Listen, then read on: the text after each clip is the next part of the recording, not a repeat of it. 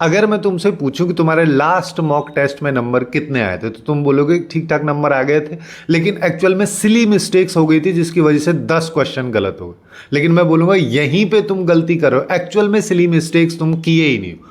वैसे अगर देखा जाए तो सिली मिस्टेक्स होती है, लेकिन जिस चीज को तुम सिली मिस्टेक कैटेगराइज कर रहे हो वो एक्चुअल में सिली मिस्टेक है ही नहीं। देखो होता क्या है कि जब भी हम क्वेश्चन करते हैं, है ना, अब तो बहुत सारी टाइप की मिस्टेक्स होती हैं। जैसे सिली मिस्टेक्स जनरली किस चीज को बोल रहे हैं कि अगर मान लो कैलकुलेशन में कहीं पे 2 था तुम उसको छोड़ दिए हो, कहीं पे 6 था उसको कुछ और लिख दिए हो, प्लस की जगह माइनस कर दिए, तो ये सिली मिस्टेक्स हैं। लेकिन इसके अलावा भी तुम 26 तरीके की और मिस्टेक्स करते हो। कुछ लोग फॉर्मूला गलत लगा देते हैं। फॉर एग्जाम्पल ए और बी वेक्टर हैं, और अगर मान लो बी वेक्टर पे ए वेक्टर का प्रोजेक्शन निकालना है तो अब डिनोमिनेटर में क्या आएगा, ए वेक्टर का मैग्नीट्यूड आएगा या बी वेक्टर का मैग्नीट्यूड आएगा। कुछ लोग इसमें कंफ्यूज होके उस क्वेश्चन को गलत कर देते। अब ये सिली मिस्टेक नहीं है, ये एक्चुअली में फॉर्मूला की मिस्टेक है, कंसेप्ट की मिस्टेक है।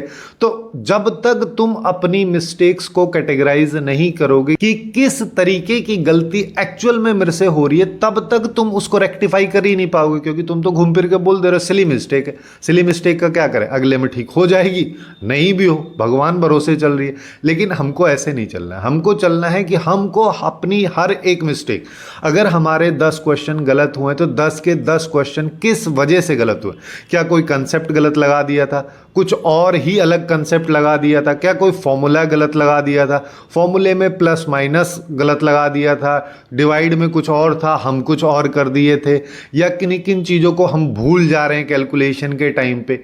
तो जब इस तरीके से तुम अपनी मिस्टेक्स को रिकॉग्नाइज करते हुए चलोगे तो फिर उन पे काम भी कर सकते हो कि अच्छा मेरे पास में ये वाली मिस्टेक्स हैं, ऐसी मिस्टेक्स में ज़्यादातर क्वेश्चंस में कर रहा हूँ, तो अगले वाले मॉक टेस्ट में या मेंस के एग्जाम में अगर तुम्हारा पास में ही है तो हमको ये वाली मिस्टेक्स नहीं करनी। अब जब तुम उस पर फोकस करोगे तो फिर हो सकता है 2-4 मिस्टेक कुछ और अलग टाइप की दिखने को मिले, फिर उसको अलग से लिखना है कि अब मेरे से ये मिस्टेक्स हो रही हैं, फिर उन पे काम करना स्टार्ट करोगे। जब धीरे धीरे इस तरीके से तुम अपनी मिस्टेक्स को रेक्टिफाई करते हुए चलोगे, तभी जाके तुम अच्छी एक्यूरेसी की तरफ पहुंच पाओगे और एक डिसेंट परसेंटाइल फाइनली तुम्हारा जेईई मेंस में बन पाएगा।